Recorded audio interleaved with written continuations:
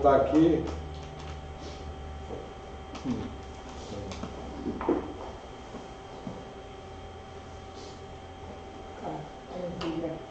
Foi? Isso aí. Então nós estamos já partindo para encerrar. Só lembrando que tem essa aula essa semana. E semana que vem é a última aula, tá? Aí a partir de dezembro a gente entra em férias da escola, fica só o culto às 10 horas da manhã. Entendeu? Porque a gente tem que preparar currículo, tem que preparar aula, tem que preparar material. Então semana que vem encerra a reunião de jovens, ela para em dezembro e janeiro. E para a escola fica só o culto de quarta-feira e o culto de domingo de manhã. Porque aí fica mais compacto, tem pessoas que saem, tudo, entendeu? Então nós vamos acabar esse currículo no nome de Deus. Eu queria que você voltasse um pouco no item E, questão do Teos. Vamos em 1 Timóteo. 1 Timóteo.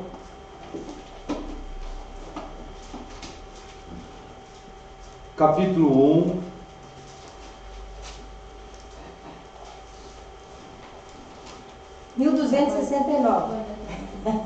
É igual, né? Não sei se é igual, acho que não. Ah, sim, é igual. É? Aqui está com a... La letra é igual. Nai... É. La minha não. A sua não, é de antiga. Eu esqueci o nome dela. Nayalis. Nayalis, eu vou gravar, Nayalis. É que é a primeira vez que eu uso o nome na vida dele. Ó, Ó, aqui ó. Aí os dois ficam iguais. isso. Aí a gente vai dando o número da página. Então, 1 Timóteo 1, versículo 17, isso aqui nós lemos. Ora, ao Rei dos séculos, imortal e invisível, ao Deus único, sábio, seja honra e glória para todos sempre. Amém. Aqui está falando o que? Deus Teos. Aí tem uma passagem em Timóteo que nós não lemos, que é 1 Timóteo 2, versículo 5. Porque há um só Deus e um só mediador entre Deus e os homens, Jesus Cristo, homem. O que acontece com essa passagem? Primeiro, a palavra Theos, ela é usada até para falsos deuses. Então na Bíblia, de acordo com o contexto, eles interpretam. Então, por exemplo, quando fala de falsos deuses, está D minúsculo, deuses com D minúsculo. Quando é Deus Theos, aparece com D maiúsculo. E aqui é o seguinte nessa passagem, mostra que Jesus Cristo é Deus. Isso daqui é uma das coisas mais importantes, porque conforme fala 1 João 4, quer ver? Vamos abrir. 1 João, capítulo 4. É página 1310, 1309. 1309. 1 João 4.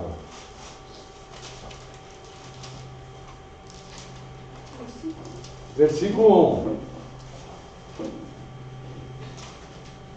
Lê pra gente, Paula. Do 1 ao 3. Achou? Por favor. É um pouquinho para trás. Página 1309. Isso. 1 João 1 João 4. Acho que você 4. Versículo 1. 1. Isso. Lê do 1 ao 3. Amados, não creiais a todo espírito, mas provai se os espíritos são de Deus, porque já muitos falsos profetas se têm levantado no mundo. Nisto conhecereis o Espírito de Deus. Todo espírito que confessa que Jesus Cristo veio em carne é de Deus. E todo espírito que não confessa que Jesus Cristo veio em carne não é de Deus. Mas este é o espírito do anticristo, do qual já ouviste que há de vir, e eis que já agora está no mundo. Filhinhos... Não, parou. O que acontece? Nós vimos em 1 Timóteo 2 que só existe um mediador entre Deus e os homens. Jesus Cristo, o nosso Deus, o único Deus. Por que é importante a teologia de que Jesus é Deus? Principalmente ligado a 1 João 4, aonde que os falsos mestres e os anticristos vão agir. eles vão agir para dizer que Jesus não é o Deus encarnado. Jesus, ele veio como homem. Jesus é 100% Deus, 100% homem, sem misturar as duas naturezas e sem perder nada de nenhuma. Então, o que acontece? Sempre que você vai ver uma seita, uma das primeiras coisas que ela vai mexer é se Jesus Cristo vem em carne ou não. Para vocês terem uma ideia, essa questão, ela começou a ser resolvida em torno do 5º século. Se eu não me engano, a questão da união hipostática, Jesus 100% Deus, Jesus 100% homem, acho que foi em 460 depois de Cristo, Concílio de Calcedônia. Porque até então tinha muita briga. E por que isso é importante? Isso é importante porque Deus se fez carne, habitou entre os homens, levou uma morte de cruz, derramou sangue inocente. Ele é o unigênito do Pai, é o único daquela espécie. E aí o que acontece? Como é que o falso mestre vai trabalhar? Ele não vai confessar que Jesus vem em carne. Ele, por exemplo, você chegar no espiritismo, para eles Jesus é um grande mestre. No budismo é um grande mestre. No islamismo, Jesus é um profeta. Não é Deus. Eles falam que o islamismo, o Islã, você sabe o que é islamismo? Muçulmanos. Eles dizem que quem morreu na cruz foi um sósia, um parecido. Eles dizem que não foi Jesus que morreu na cruz, houve uma troca. Veja, isso aí tira a salvação da Bíblia.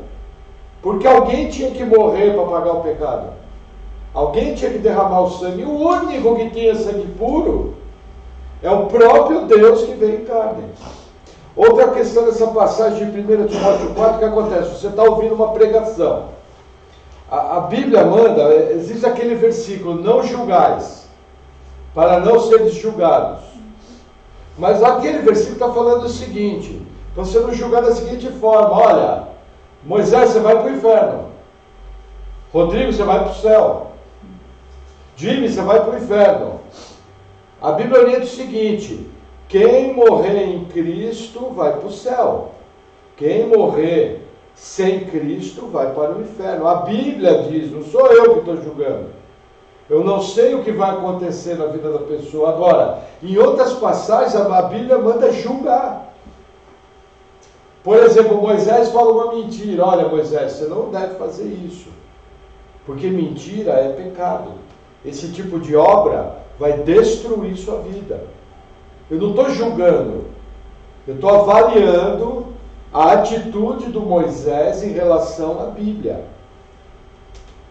Por exemplo, um pastor está pregando. Eu tenho que prestar atenção no que ele está falando. Primeiro, a doutrina tem que ser bíblica. Principalmente hoje em dia tem muito falso mestre. Muita gente ensinando coisa errada. Se você não está firme na Bíblia, você vai ser enganado. E vai acreditar em coisas que não são Bíblia. E se não é Bíblia, não vai acontecer. Essa é a grande questão. Essa é a grande briga.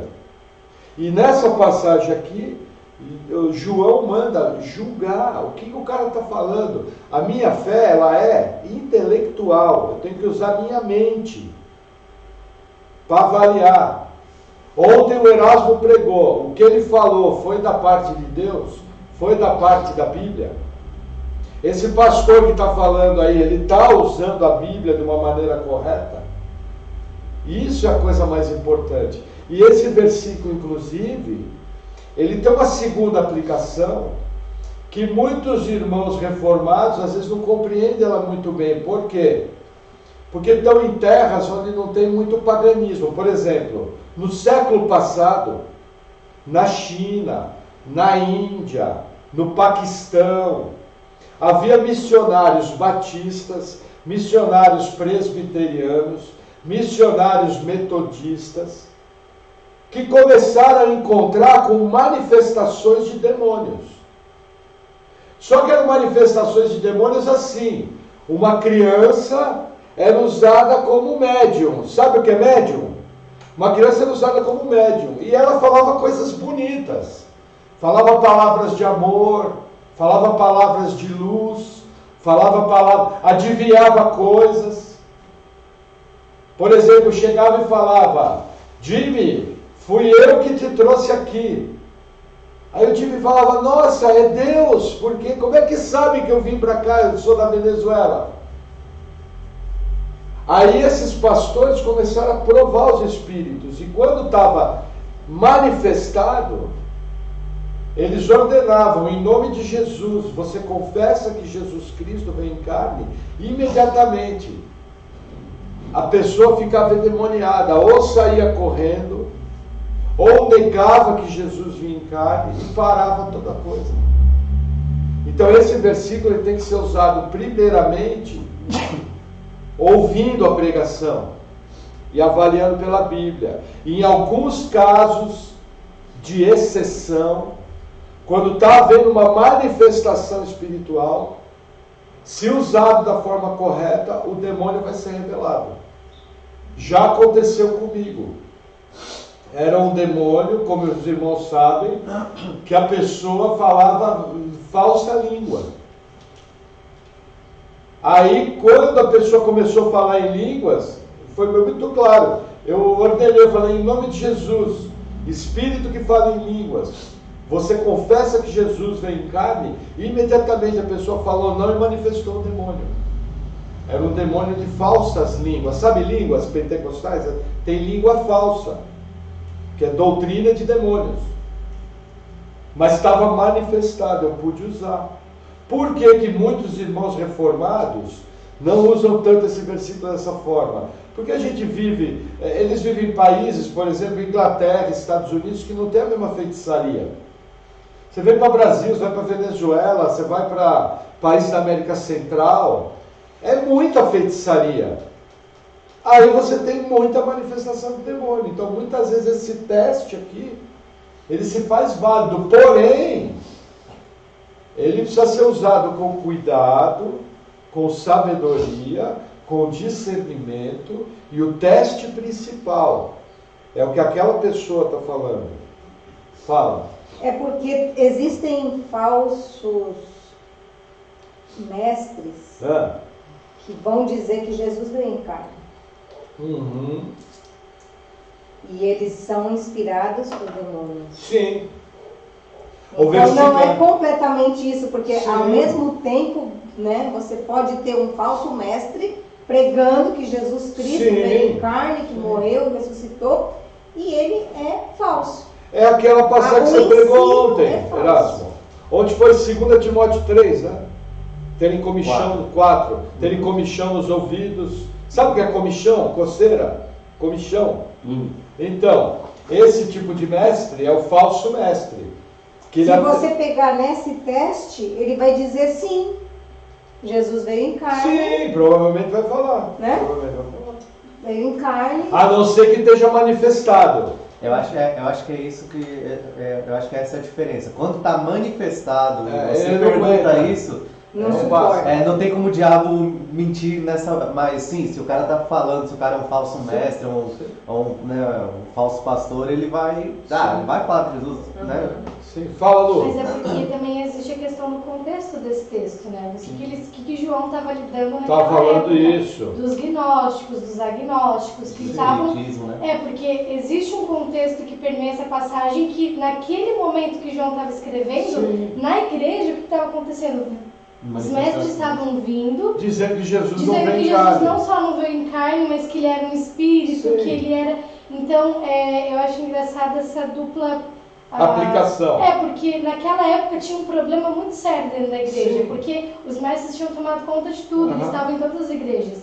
E eles estavam pregando essa doutrina do gnosticismo, que falava que Jesus era um espírito, outros também falavam que Jesus ele não morreu, outros falavam que Jesus não era Deus, então existia uma série de heresias naquele momento.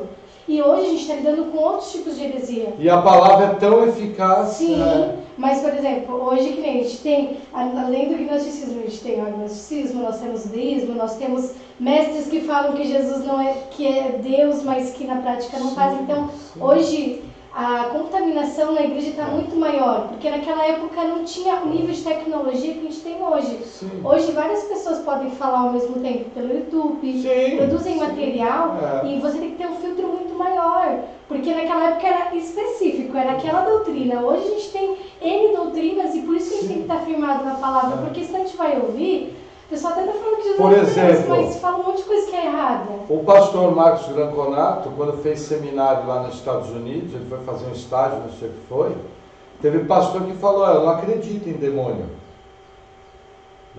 manifestando.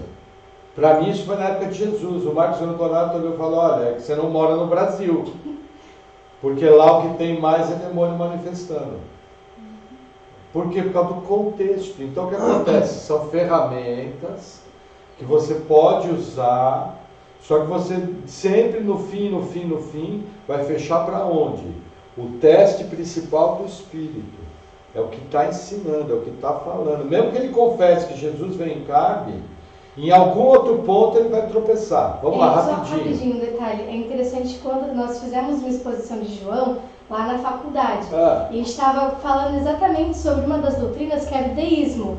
Que as pessoas falam que Jesus veio em carne, mas falam que Jesus não é Deus. E a gente falou que Jesus era Deus e explicamos pela Bíblia que Jesus era Deus. No final, uma pessoa que era líder... que não era Deus. A pessoa que era líder falou, não, mas Jesus não era Deus. Então, essa doutrina, querendo ou não, existe dentro de muitas igrejas que, assim, as pessoas acham que Jesus era Deus, mas aí quando ele veio para a Terra, ele não era mais Deus. Então, existe muito disso. E volta ao que a gente está falando aqui, porque 1 João fala muito disso, que Jesus era 100% Deus e 100% homem, porque senão não era eficaz. Sim. Senão ele não ia fazer tudo o que ele fez. Sim. Por exemplo, o fato do barco, essa passagem é clássica. Jesus estava dormindo dentro do barco. Conhece essa passagem? Jesus estava dormindo, entendeu? Os seres humanos dormem, porque ele tinha um corpo humano. De repente eles acordam Jesus, nós vamos afundar. Jesus levanta, repreende toda a tempestade, o mar acalma. Só um Deus tem o poder de fazer isso. Fala, Abner. Agora com o chão dos ouvidos e se juntaram falsos doutores. Sim, é o que a passagem fala. Vamos continuar então. Agora vamos lá para o termo Senhor, Kyrios.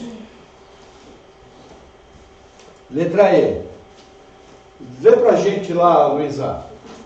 Das 717 vezes em que Kyrios aparece no Novo Testamento, 210 vezes aparecem nos escritos de Lucas e 275 nos de Paulo. Kyrios enfatiza autoridade e supremacia. Pode significar. Tá, vamos primeiro, tem um texto que não está aqui, entendeu? Tem um texto que não está aqui. Vamos lá, é Romanos 10,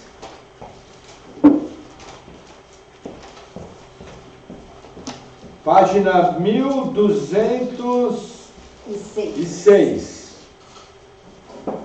1206, Romanos 10.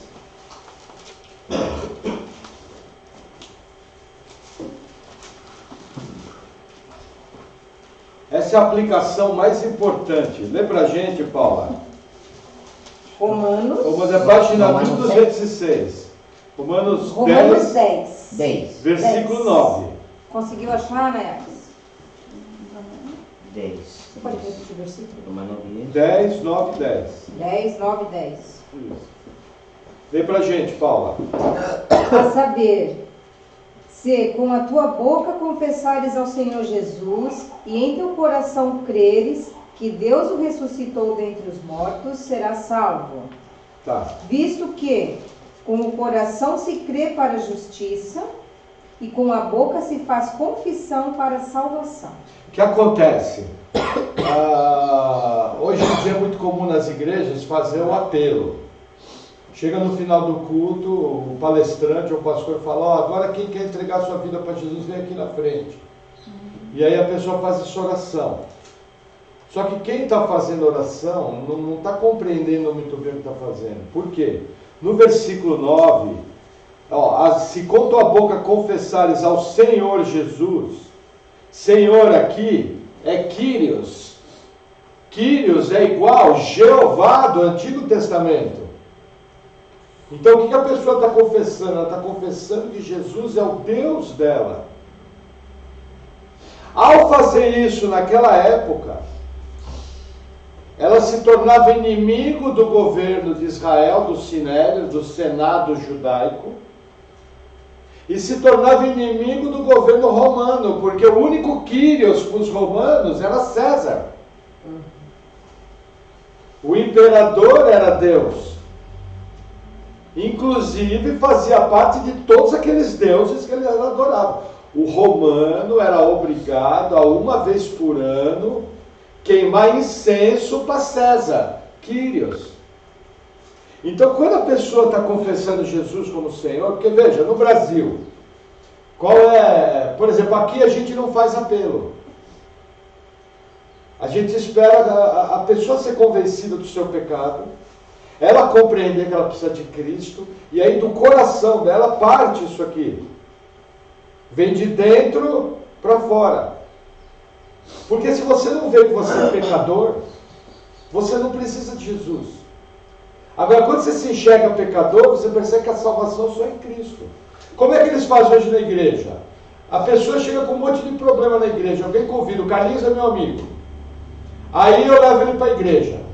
Ele está com um monte de problema. Chega no final do culto, eu faço assim, na igreja que eu congregava era assim. Agora fica todo mundo de pé, todo mundo levantava. Agora ora comigo.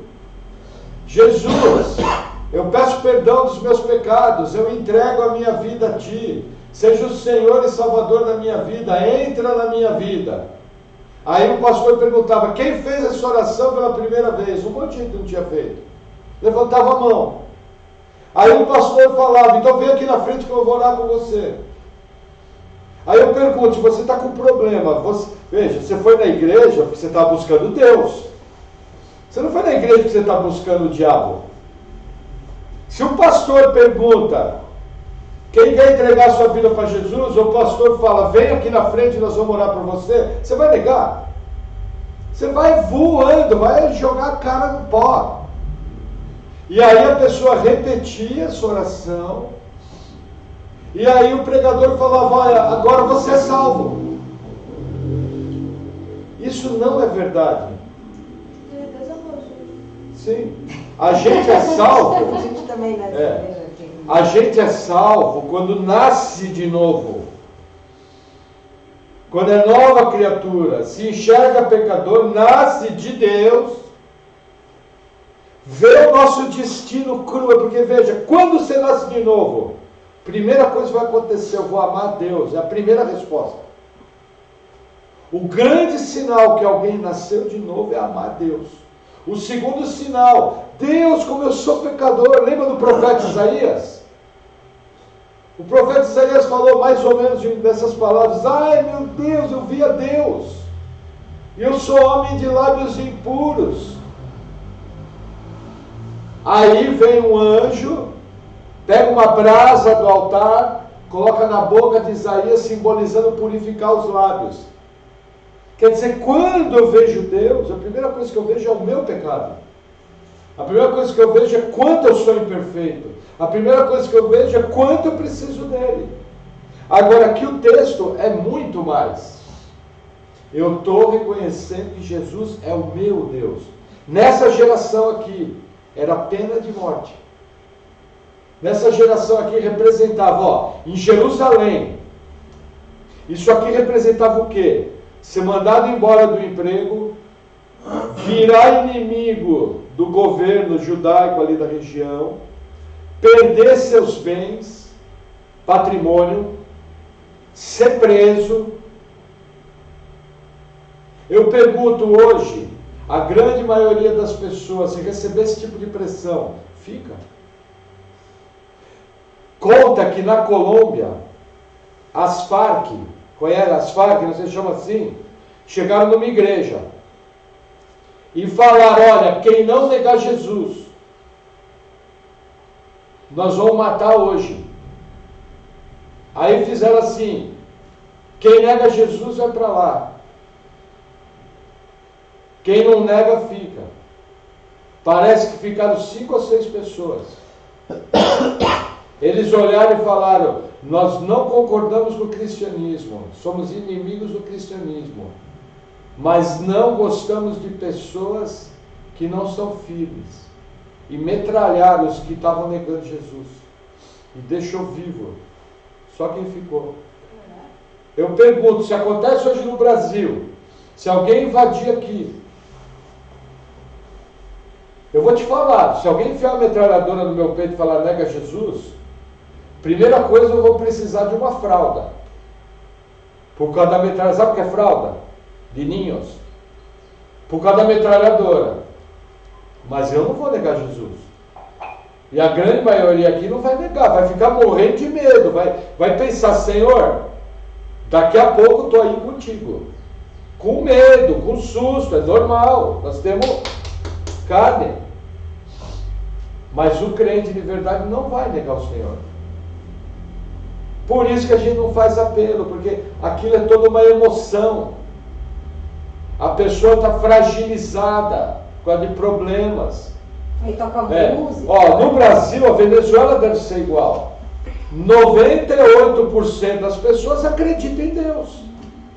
Tem pouco ateu. Brasil, da grande massa, não chega a 3%. O brasileiro acredita em Deus. Então, você perguntar, você quer Deus? Sim. É como eu costumo brincar, você não vê ninguém falando, olha, domingo vai lá em casa. Por quê? Vou fazer um almoço. Por quê? Ah, porque eu estou bem feliz, vou batizar meu filho pro diabo. Você vê alguém falar isso? Cara, ontem foi demais. O quê? Batizei meu filho pro diabo. Você vê assim?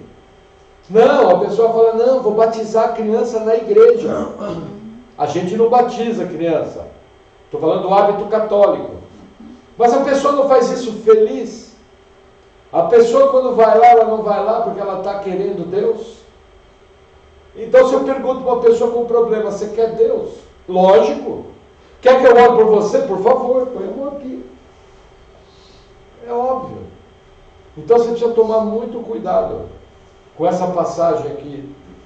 Porque senão você vai fazer besteira. Na verdade, se você não reconhecer que Jesus é o seu Deus, e isso só é possível pelo poder do Espírito Santo em você, você só consegue, aí junta com 1 João 4. Está ligado os dois textos. Porque você só consegue falar que Jesus Cristo vem em carne, que é o seu Deus que vem em carne, pelo poder do Espírito. Você só consegue receber Jesus como Senhor e Salvador da sua vida pelo poder de Deus. De nós mesmos, você não consegue fazer isso. De nós mesmos, sabe o que você quer? Você quer festa, você quer pecado, você quer boa vida, você quer um monte de coisa tranquila. E quer uma benzida, um benzimento do pastor. Pastor, vem cá. Entendeu? Quer um benzimento, não é assim? Não quer Deus. Que é a bênção. Só que a gente vê os homens de Deus na Bíblia, todos eles passaram por sofrimento. Paulo muitas vezes não tinha o que comer, Paulo não tinha o que dormir, Paulo não tinha o que fazer. Paulo era de família rica. Ao reconhecer Jesus como Deus, virou inimigo. E metade do Novo Testamento foi ele que escreveu. Nós acabamos de ler as palavras dele. Imagina, a gente não sabe se ele sabe o que está acontecendo aqui. Não sabemos. Sabemos que ele está consciente com Deus. Mas se ele pudesse saber que as palavras dele estão sendo lidas nos cultos hoje, concorda que conhecendo Paulo está dando pulo de 1 metro de alegria? É isso. Amém? Vamos agora para mais uns textos. Vamos. Evangelho de Lucas, capítulo 19. Voltar um pouquinho, Lucas 19. A Nayares vai gastar a unha mexendo com Bíblia. Lucas 19, É página 1111. Aí o Jimmy fala, briga, grazie, não sou retardado. Não é assim, cara? Vamos lá, Lucas 19, 33. Lê pra gente, Paulo. E quando soltaram o jumentinho, seus donos lhe disseram: por que soltais o jumentinho? Veja, essa palavra dono, Não, amor, peraí. tá certo, é isso aí. Essa palavra dono Ah, tá. é Kyrios. Os donos. Ah, sim. Olha que interessante, essa palavra dono, Jimmy, dono aí é dono. O meu celular, eu sou dono, Kyrios. Agora, já pensou se o tradutor, ele traduz assim, como é que é? Peraí, Lucas 19, 33. E quando soltaram o jumentinho, seus deuses... Não, é dono, entendeu? Percebe o trabalho de tradução? O cara precisa analisar o contexto, é outra língua, é outro idioma. Quer ver mais uma? Vamos lá, Evangelho de João, capítulo 4. Próximo livro, Evangelho de João, capítulo 4. Versículo 11.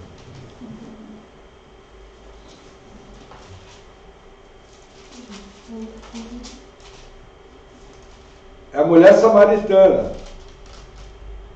Lê pra gente, Paula. Disse-lhe a mulher: Senhor, tu não tens com que atirar, e o poço é fundo. Onde, pois, tens a água da vida? Você vê, aqui não é com o sentido de Senhor, ela nem sabia que Jesus era Deus. Nessa parte do texto, Jesus era um homem, um judeu maluco, que conversou com uma samaritana, porque não podia conversar com uma samaritana, ainda mais sendo mulher. Mas quando Jesus abre o diálogo com ela, ela estranha, ela fala: como assim não vou ser judeu? Você fala comigo. Aí ela fala da sede, fala da água. Aí ela responde: Senhor. O que ela está falando? Senhor. Senhor Erasmo, Senhor Maurício, Senhor Gilles, Senhor Carlinhos. Só um minuto, Ângela.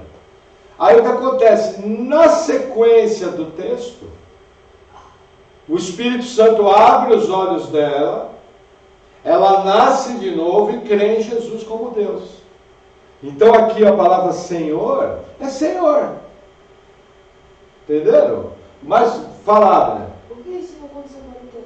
Como? Eles eram misturados, eram os que tinham saído do exílio, que foram levados pelos assírios. Quando os assírios tomaram a parte norte do reino, eles arrancaram todo o povo, levaram lá para a Síria e trouxeram outros povos. Aí misturou o culto, entendeu? Aí não eram mais considerados como judeus puros, entende? Vamos lá, vamos seguir mais um texto. 1 Coríntios, capítulo 8, um pouco mais à frente. Vai passar por João, vai passar Atos, Romanos, e daí Coríntios. Coríntios 8. Nayara está entendendo? Estou falando muito rápido, Jimmy, ou dá para entender? Então, tá bom. 8. Sim. Versículo, não, Coríntios 8, versículo 5. 1219. Isso. Lê pra gente aí, Rodrigo. Porque ainda que haja os que são chamados deuses, quer no céu ou na terra, como há muitos deuses e muitos senhores.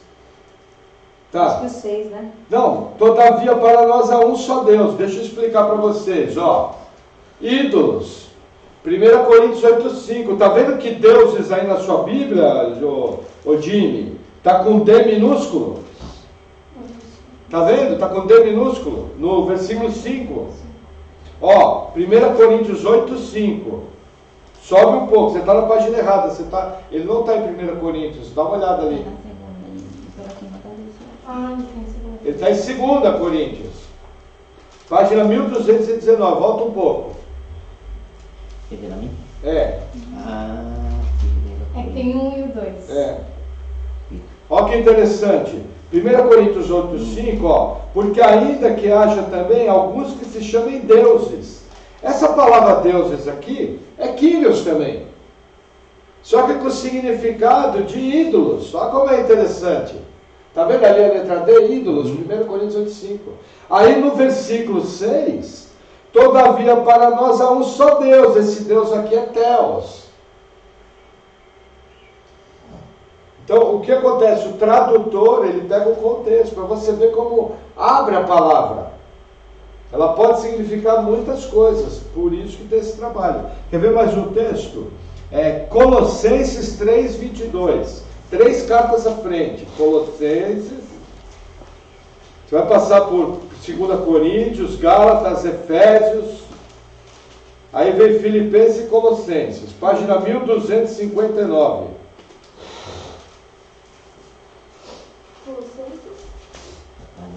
Colossenses 3. 22. 3, 3:22.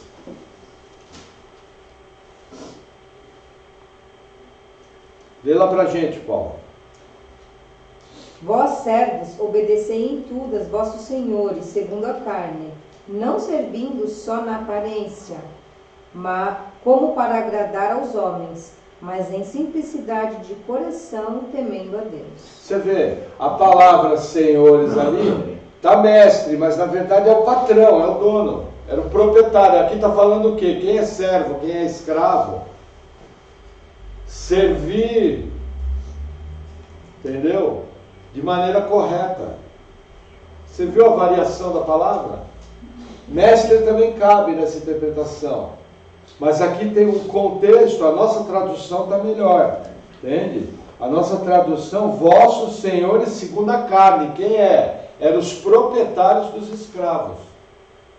Muita gente não sabe, 80% mais ou menos da igreja primitiva era de escravos e de servos. O camarada para ir para a igreja tinha que pedir ordem. Aí veja que interessante, olha a sabedoria de Paulo. Paulo fala, ó, tudo que vocês trabalharem, trabalham como se fosse para o Senhor.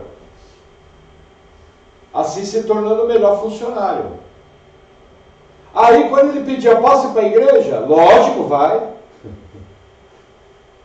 Porque era o melhor funcionário. O patrão conseguia ver o cristianismo como uma consequência prática.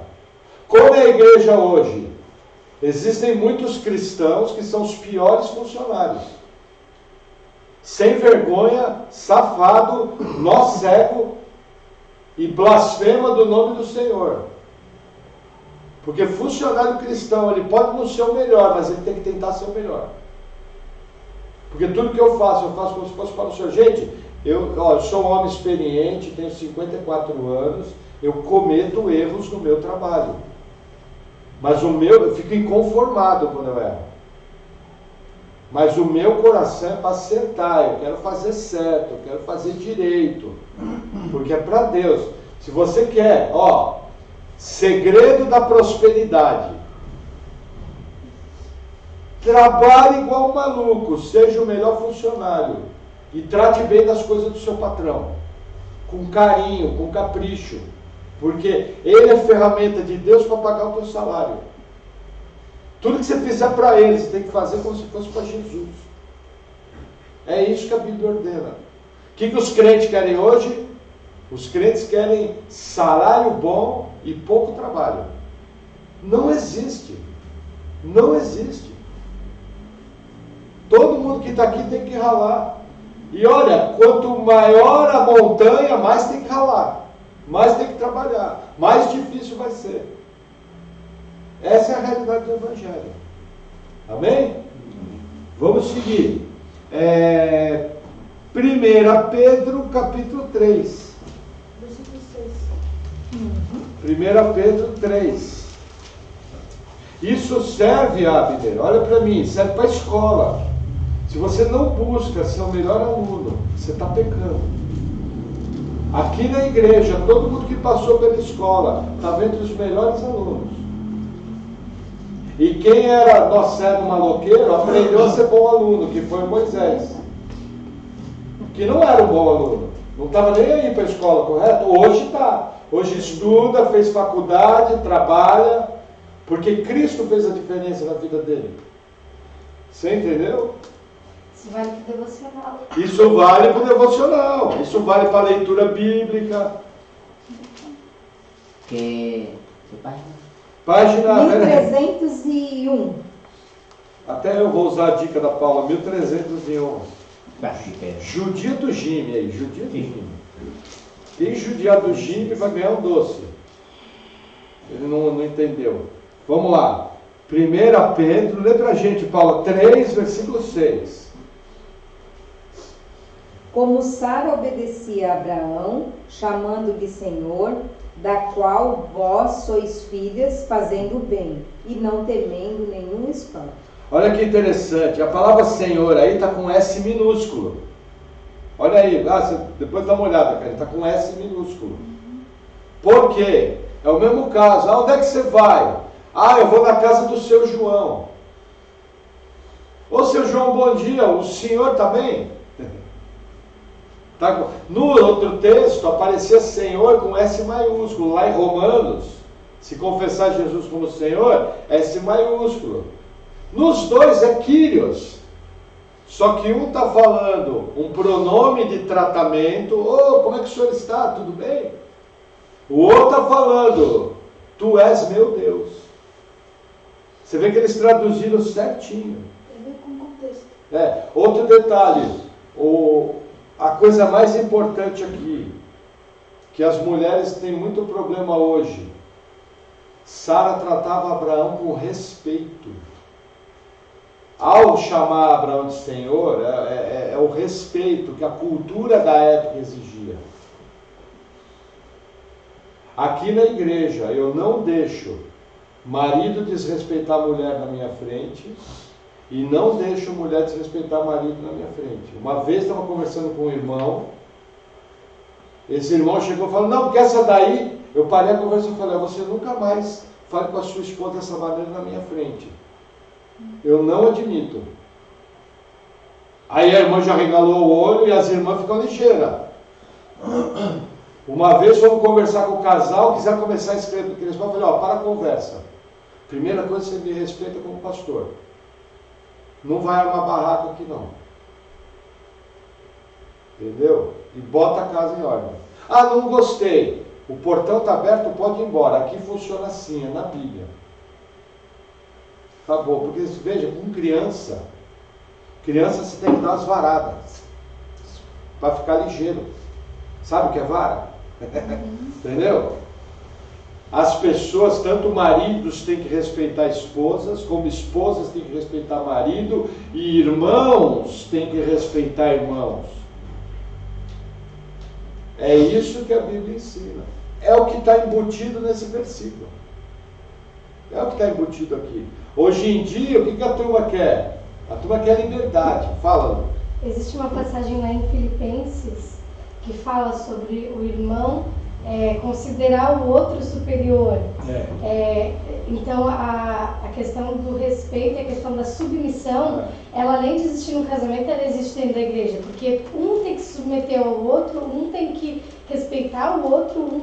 Eu acho que falta muito essa questão da sujeição da igreja também, porque chega na igreja, não, um é melhor que o outro, ou um está tentando ser melhor, e na verdade a Bíblia nos manda se sujeitar um ao outro, servir um ao outro, suportar, alicerçar um ao outro. Então, essa questão da sujeição também dentro do meio eclesiástico. E por que tem que respeitar o pastor?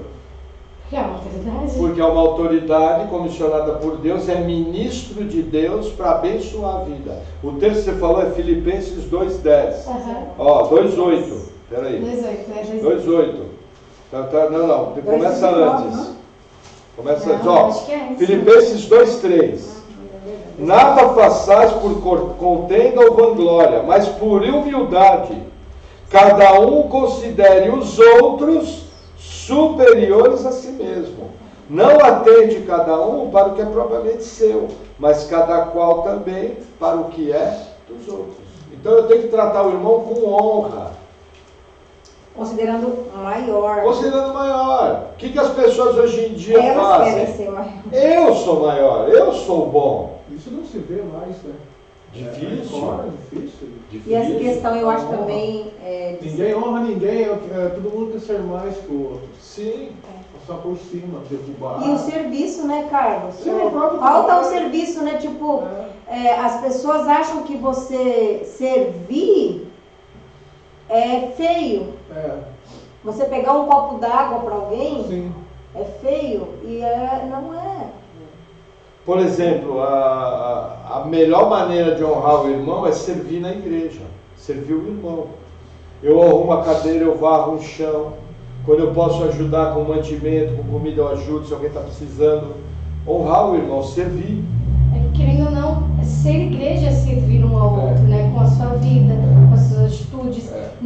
Não só no físico, mas também servir na questão da ajuda, fortalecimento. A gente estava falando disso ontem, né? Que falta muito das pessoas entenderem que ser igreja é servir um ao outro. Sim. Em tudo. Tipo, você precisa de alguma coisa? Vamos lá fazer. Servir dentro da igreja, porque é pro Senhor, não é... Então, uma série de coisas que falta o entendimento, né? Do serviço dentro da igreja. Por exemplo, o que se instalou? Se instalou na igreja uma mentalidade de shopping center. Então eu monto uma mega igreja numa avenida movimentada. Aí quando chega no domingo de manhã, 8 horas, primeiro culto. Vem 200 pessoas. Entra 200, consome o culto e vai embora. 9 horas da manhã, 400 pessoas. Entra, consome o culto e vai embora. 10 horas da manhã, 2.000 pessoas. Entra, consome e vai embora. Não sei quem é o Jimmy, não sei quem é o Carlinhos, não sei quem é a Paula. Isso não é igreja. Igreja é interdependência. Igreja é um tocando a vida do outro. Quem quer falar primeiro? Paula Eu vou primeiro. falar, não esqueça. E a gente também hoje inverteu, porque em vez das pessoas, ao invés de servir os irmãos, as pessoas estão servindo Os de os fora. outros, que não são irmãos. Né? E às vezes existe uma preocupação muito maior em ajudar os que não são irmãos e os Sim. irmãos passando Necessidade. necessidade. Fala, Erasmo. Ou aquelas pessoas que servem a si mesmo, né? E são os desigrejados, né? Eles não vão para a igreja porque, sei lá, tem muita gente, ou então ele não quer fazer parte daquilo, ou então ele é contra a ordem eclesiástica. Ou Na então verdade, ele não. não complementa. Na verdade, não. Ele não quer assumir um compromisso com Deus e com os irmãos também, porque nós somos um corpo, um tem que admoestar o outro, como a gente leu ontem em Hebreus 10, entendeu? A gente tem essa comunhão, a gente admoestar um ao outro faz parte de você ser igreja, ser um corpo de Cristo, né? E os desigrejados simplesmente, eles falam que a igreja não é tão boa para ele, ou que ele não concorda. É como se ele olhasse para assim, olha, os irmãos que estão lá, tipo, não quero falar com eles, não concordo com eles e não quero fazer parte disso. Mas rapidinho, tipo, a gente estava falando ontem, que às vezes parece que na igreja existem os desigrejados que batem ponto. E daí a pessoa vai para dizer, não, tô indo, bati meu ponto. Mas ela não faz parte. Não é uma igreja, porque a pessoa tá indo só para falar, não, para ninguém chegar e apontar que ela tá errada. Então, não, tô indo para a igreja. Mas o sentido de ser igreja não faz parte da vida dela, porque não é só o congregar, mas está em muita comunhão, edificando um ao outro. Então, é um cara que bate ponto. Veja, vou dar exemplo, eu posso falar isso tranquilamente porque é aberta a minha opinião. Quando alguém não coloca um amém no grupo de oração da igreja, e não, ela está dizendo que Não aquilo não ora é também, né? Não é importante. só o amém, né? Orar e colocar o amém.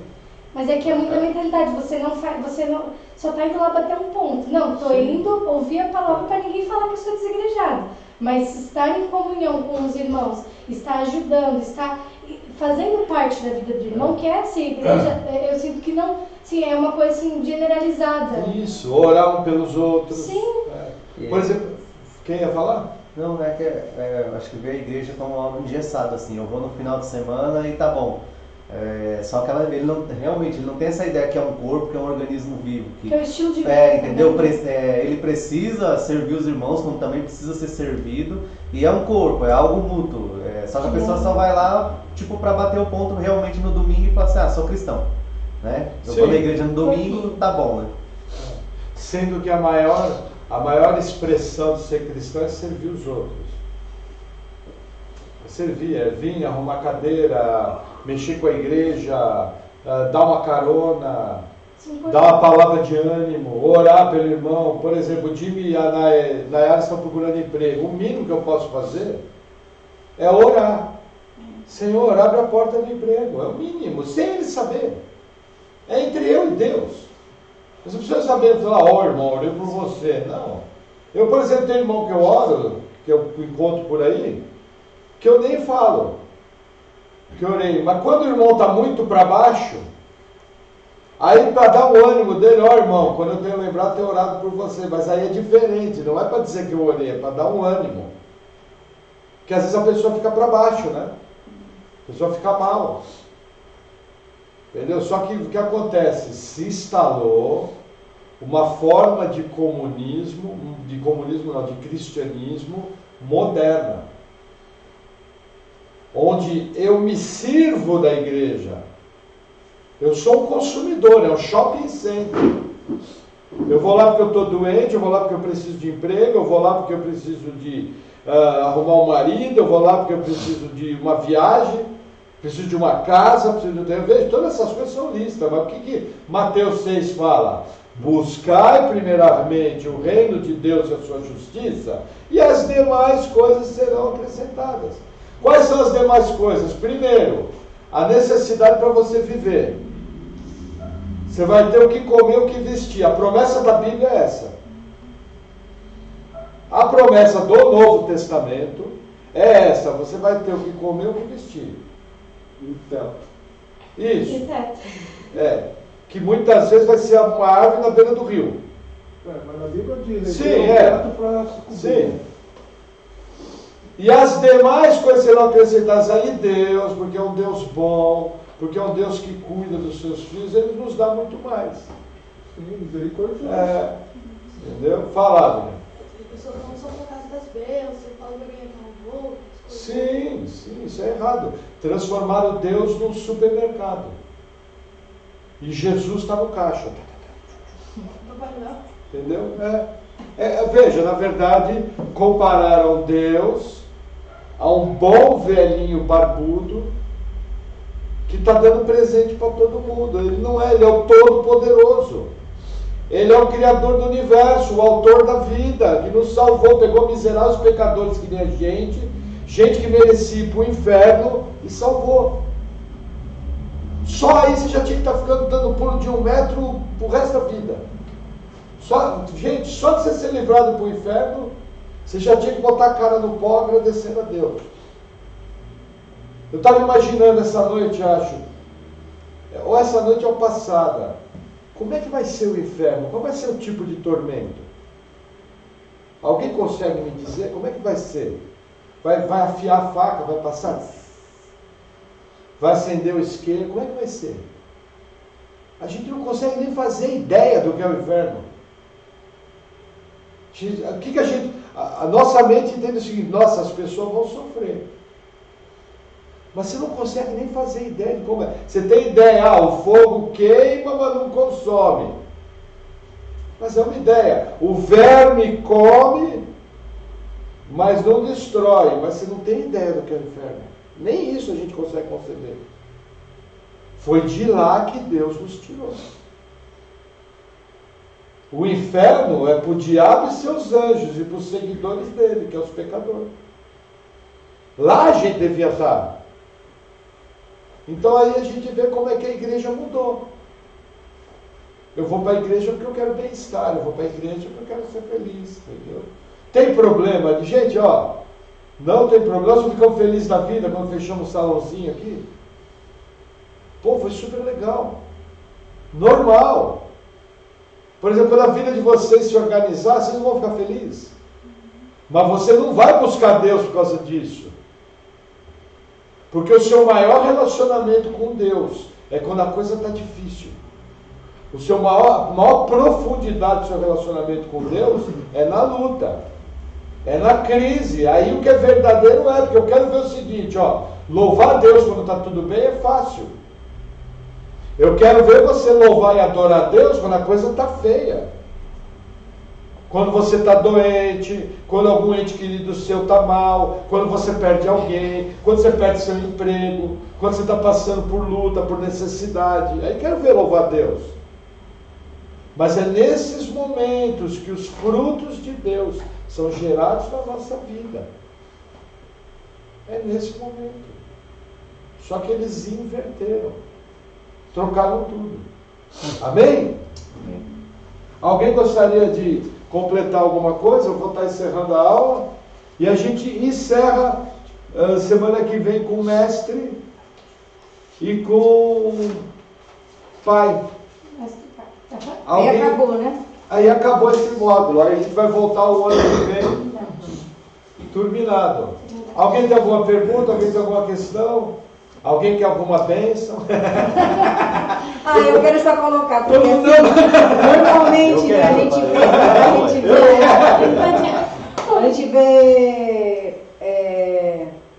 a gente já viu na nossa vida, né? Quando as pessoas passam dificuldades, vão tão bem com a igreja aí, Deus abençoa. Isso é uma outra coisa séria. Aí você fala, meu Deus, quando a pessoa estava ruim, estava bem na vida cristã, mas melhorou. Acontece, porque quanto mais tempo de vida com Deus, assim, a gente já tem, né, um tempo. Então você vai vendo as coisas acontecerem.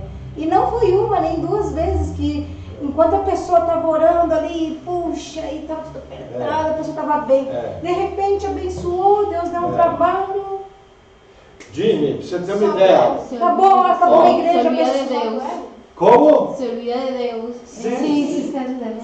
Se esquece. Por exemplo, quando o Jimmy comentou ontem, falou, não, que a Nayara